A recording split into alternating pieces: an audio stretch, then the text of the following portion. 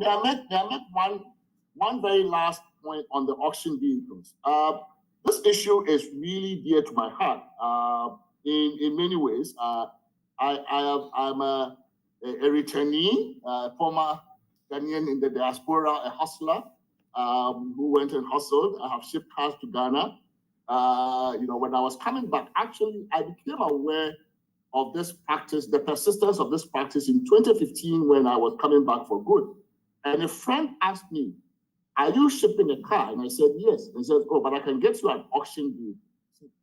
Does this practice still persist? I was aware of it during the PNDC days as a Tema boy when I knew that auction vehicles, were available. Yeah. I thought it was a military kind of junta practice.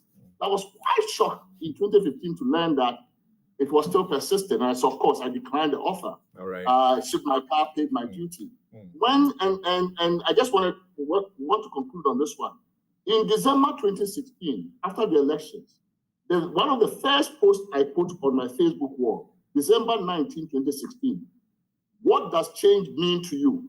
And I'm quoting, "What's the one thing or practice engaged in by government or government officials that outrages you the most and that you would like to see disappear under a Nana Akufo-Addo administration?"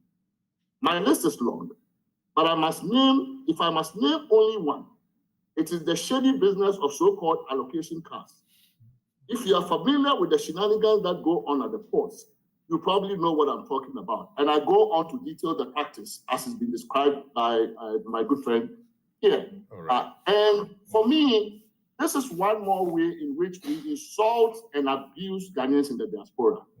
People go abroad, work their butts off, so to speak, and really suffer through a lot of, sometimes indignity, to bring these things home. And then somebody sits here, says you can't pay the duty, and therefore it's been taken and allocated.